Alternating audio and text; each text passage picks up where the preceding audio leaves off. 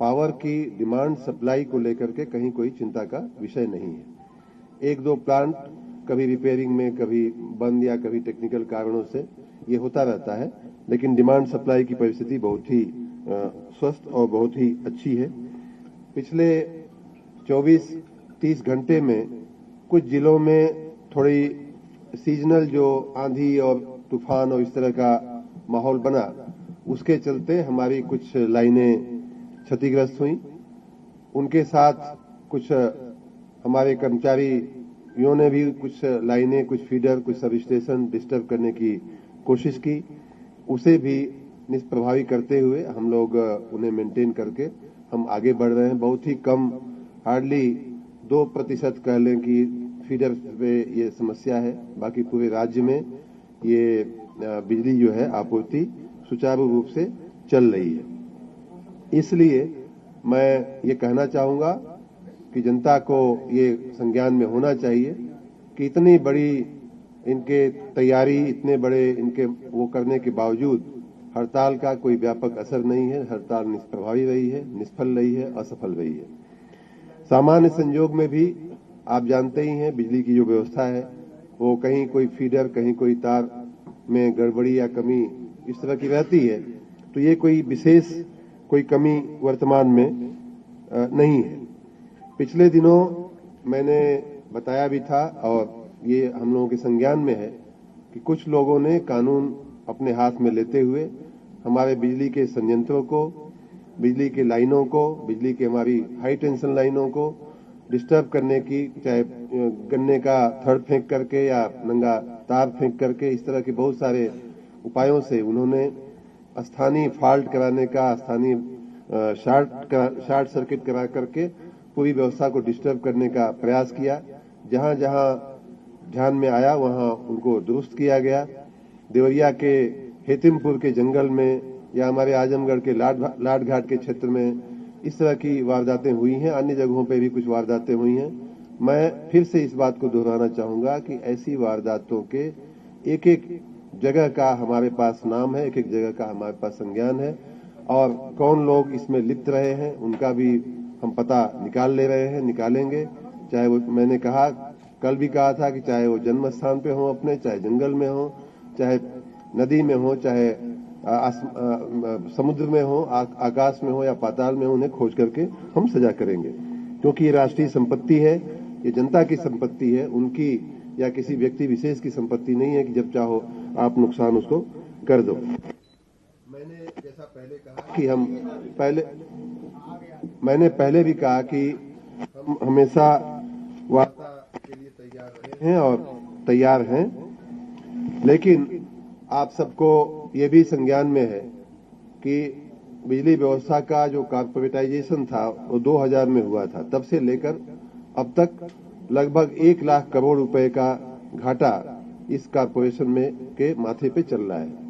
उससे थोड़ा ही कम का बैंक लोन, 80-90 हजार करोड़ रुपए का बैंक लोन हमारे माथे पे चल रहा है। ऐसी परिस्थिति में बहुत ज्यादा अनर्गल मांगे करना या बहुत ज्यादा उम्मीदें करना वो उचित नहीं होता है। फिर भी जो बोनस 5 साल से नहीं दिया गया था वो बोनस हमने इस साल दिया है सभी कर्मचारियों को, और हम आगे भी उनके हित में सब कुछ करने को तैयार हैं। हम उनके साथ बैठने को, उनकी समस्याएं सुनने को, और ये बात हमने संघर्ष समिति और इनके जो नेतागण हैं उनको बार बार हमने कहा है और उनको समझाने का प्रयास किया है। मैं आशावादी व्यक्ति हूं, लेकिन कल मुझे बहुत निराशा हुई। वो इसलिए निराशा हुई, आपके संज्ञान में होगा कि हमारे प्रदेश के माननीय उच्च न्यायालय इलाहाबाद खंडपीठ ने एक आर्डर किया, और वो आर्डर उसी खंडपीठ के माननीय उच्च न्यायालय के इलाहाबाद खंडपीठ के 6 दिसंबर 2022 के आर्डर के संदर्भ में है, उसकी अगली कड़ी में है। और कल वाले आर्डर में बड़ी गंभीरता से हाई कोर्ट ने इस हड़ताल का नोटिस लिया है। उन्होंने कहा है कि ये हड़ताल जनहित के विरुद्ध है, जनता को परेशान करने वाली है, और यहां तक हाई कोर्ट के आर्डर में शब्दों का प्रयोग है कि ये national interest against national interest है, इस तरह का शब्द उसमें कहा गया है। और इसके मद्देनजर माननीय उच्च न्यायालय ने उन्हें अवमानना की भी नोटिस दिया है, वो अवमानना की भी कार्रवाई करने के लिए अलर्ट किया है, वार्निंग दिया है और साथ ही जमानती वारंट भी इशू करने का इन लोगों के खिलाफ कार्रवाई करने का आदेश किया है।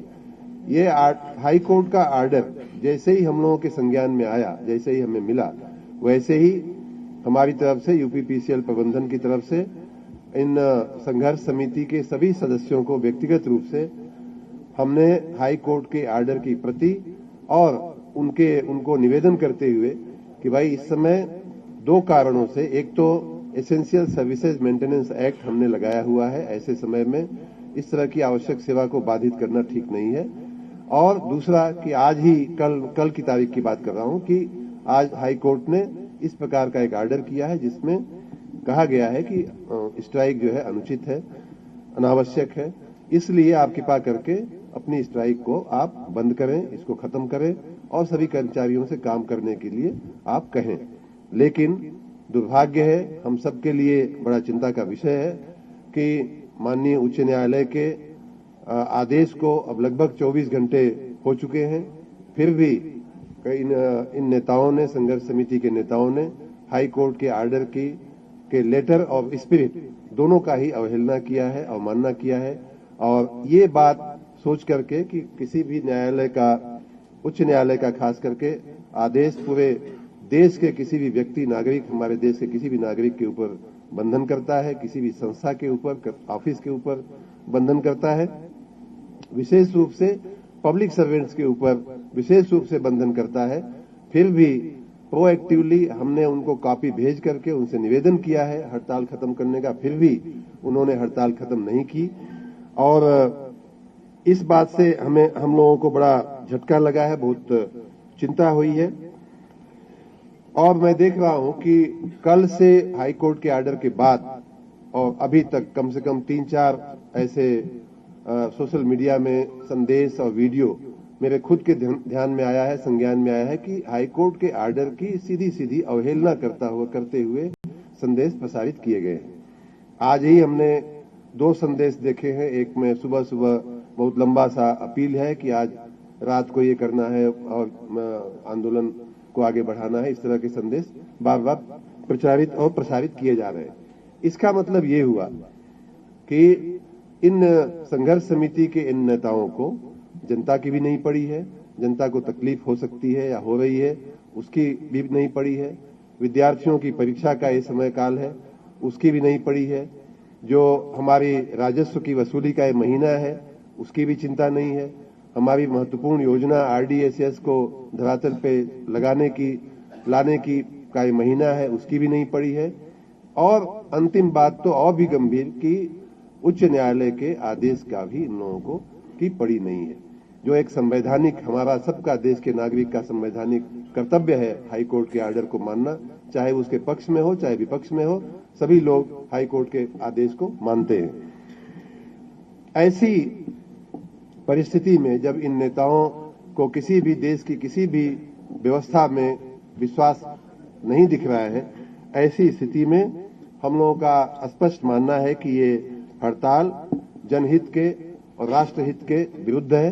और इसलिए हम लोगों ने आज कुछ और भी, सुबह हमने इन सारी परिस्थितियों से माननीय मुख्यमंत्री जी को भी अवगत कराया, उनका भी मार्गदर्शन लिया, उनके भी निर्देश हमको मिले। और इस सब पूर्व में किए गए सारे कार्य विशेष रूप से हाई कोर्ट के आदेश की अवमानना, और हाई कोर्ट ने हम लोगों को भी कुछ आदेशित किया है कि सरकार को इसमें एक्शन लेना चाहिए, लेना आवश्यक है। इसके दृष्टिगत हम लोगों ने आज निर्णय लिया है कि 22 व्यक्तियों के ऊपर एसेंशियल सर्विसेज मेंटेनेंस एक्ट के तहत एफआईआर होने की प्रक्रिया शुरू कर दी गई है। और इस एसेंशियल सर्विसेज मेंटेनेंस एक्ट में एफआईआर के बाद अरेस्ट करने का और 1 साल तक इम्प्रिजनमेंट, मतलब जेल में रखने का भी प्रावधान है। साथ ही अन्य लोग जो काम को, सरकार के परिसंपत्ति को नुकसान कर रहे हैं या जनता की सेवा में करने में बाधा डाल रहे हैं, अन्य कर्मचारियों को रोक रहे हैं या हमारी ऐसी किसी व्यवस्था को विक्षेपित कर रहे हैं, उन सब के खिलाफ एफआईआर करने का हमने निर्णय लिया है और सबको सूचनाएं दी जा चुकी हैं। कुछ लोगों के खिलाफ एफआईआर हो भी चुके हैं। अभी का जो फिगर है हमारे पास, उसमें 29 व्यक्तियों के खिलाफ फील्ड में नीचे की स्तर पे एफआईआर किए गए हैं। साथ ही जिन नेताओं ने, हमने जैसा बताया, पीछे के जो सारे बातें जिनकी जिम्मेदारी है, ऐसे नेताओं को चिन्हित करके 22 के खिलाफ जो एस्मा लगाया गया है, उनमें से कुछ के खिलाफ हमने सस्पेंशन की भी कार्रवाई की है। बाकी डिटेल आपको थोड़ी देर में अभी मिल जाएंगे, कौन कौन लोग हैं। उसी प्रकार से आउटसोर्स 6 लोगों को हमने सस्पेंड किया है और उन्हें लखनऊ से बाहर रखने का भी हमने निर्देश दिया है, उनको अटैच करने का। उसकी कार्रवाई यूपीपीसीएल कर रहा है। साथ ही मैंने पहले भी कहा था और आज फिर कह रहा हूं कि जो संविदा कर्मी हैं, जो आउटसोर्सिंग से हमारे विद्युत विभाग में काम कर रहे हैं, उनकी नौकरी परमानेंट नहीं मानी जाती है। आज मैं फिर कह रहा हूं और मैं ये बात 3 दिन पहले उनको वार्निंग दे चुका था। उसी कड़ी में बताना चाहूंगा कि 1332 ऐसे संविदा कर्मियों की सेवाएं समाप्त की जा चुकी हैं, उनको बर्खास्त किया जा चुका है। 1332 लोगों को पिछले 24 घंटे में बर्खास्त कर दिया गया है। आगे आने वाले घंटों में, आने वाले मिनटों में भी ये प्रक्रिया चालू रहने वाली है और सैकड़ों नहीं, अगर हजारों लोगों को भी करना पड़ेगा तो हम हजारों लोगों को और भी बर्खास्त करने की हमारी तैयारी है। मैं उन सब से निवेदन करता हूं, उनके लिए नहीं बल्कि उनके परिवारों के लिए उनसे निवेदन करता हूं कि नौकरी मिलना कितना कठिन काम है, ये अभी आपको शायद अंदाजा नहीं आ रहा है। जब नौकरी चली जाती है तब उसका अंदाजा होता है। आपके परिवार के हित में मैं 4 घंटे, अभी 2 बज रहा है, मैं 4 घंटे की मोहलत देता हूं उन सबको। 6 बजे तक सभी संविदा कर्मचारी, आउटसोर्सिंग के कर्मचारी अगर अपने अपने कर्तव्यों पे हाजिर नहीं होंगे तो उनकी बर्खास्तगी आज ही रात में कर दी जाएगी। कोई भी संविदा कर्मचारी ऐसा नहीं होगा कि जो कर्मचारी के रूप में चालू भी रहे और अपने कार्य पे उपस्थित न हो। तो इसलिए मैं उनके भविष्य के हित में, उनके परिवारों के कल्याण की दृष्टि से मैं उनको पूर्व अवगत करा रहा हूं। पहले से मैं उनको 4 घंटा पहले, मैं कई दिन से ये बात कह रहा हूं, लेकिन अभी भी अगर न समझे हो तो 1332 को बर्खास्त किया जा चुका है। इनका भी नंबर, किसी का भी नंबर अगला हो सकता है। इसलिए मेहरबानी करके आप अपने कर्तव्य पे वापस आ जाएं अपने परिवार के हित में। उन जगहों को जहां हम बर्खास्त कर रहे हैं, उन लोगों को मैंने पहले भी कहा था कि देश में बहुत बेरोजगारी है। ऐसी जगहों को भरने के लिए कल से ही इन सारी एजेंसियों को, जो आउटसोर्सिंग एजेंसीज हैं, हम कहेंगे कि हमारे जो आईटीआई की संस्थाएं हैं, पॉलिटेक्निक की जो संस्थाएं हैं और इंजीनियरिंग के जो कॉलेजेस हैं, उन सब में से ITI pass, polytechnic pass, engineering pass बच्चों की लिस्ट लेकर के और उनको पहले अप्रेंटिस में रखें और फिर जैसा उनका काम होगा उस हिसाब से आगे उनको आगे बढ़ाने की बात सोची जाएगी। इसलिए इस प्रकार जो व्यक्ति आज शाम तक काम पे नहीं आएगा, 6 बजे तक, संविदा कर्मी, आउटसोर्सिंग कर्मचारी, उसे निकालते हुए हम नए लोगों की भर्ती करने की हमने पूरी तैयारी कर ली है।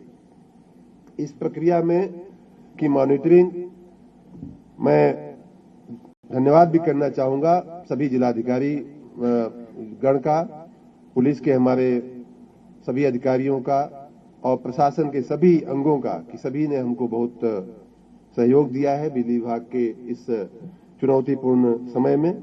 लेकिन आगे भी मैं निवेदन करता हूं कि सभी जिलाधिकारी इस बात की समीक्षा कर लें कि कोई भी ऐसा संविदा कर्मी, कोई भी ऐसा आउटसोर्सिंग का कर्मचारी ऐसा नहीं होना चाहिए कि वो हमारे रिकॉर्ड पे रहे और काम पे न रहे।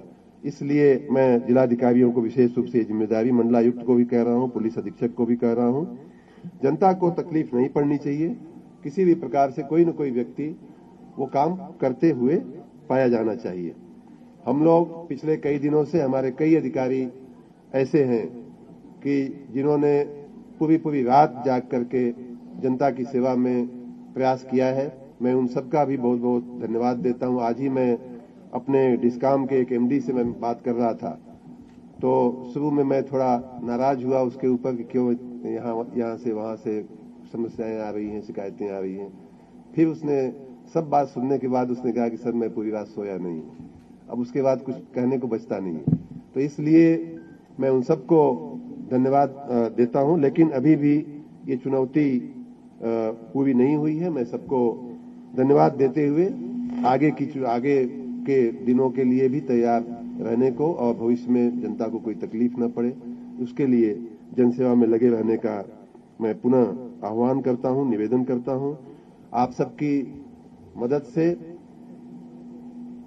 परिस्थिति बिल्कुल नियंत्रण में है। जैसा मैंने कहा कि सामान्य संजोग में भी हमारे घर पे टेलीफोन आते हैं, हमारे कंट्रोल रूम में 1912 इसीलिए बनाया गया है कि सामान्य संजोग में भी फॉल्ट होती है, फीडर बंद होते हैं, सब स्टेशन बंद होते हैं, उसके निवारण के लिए ही पूरी कंट्रोल रूम की व्यवस्था बनाई गई है।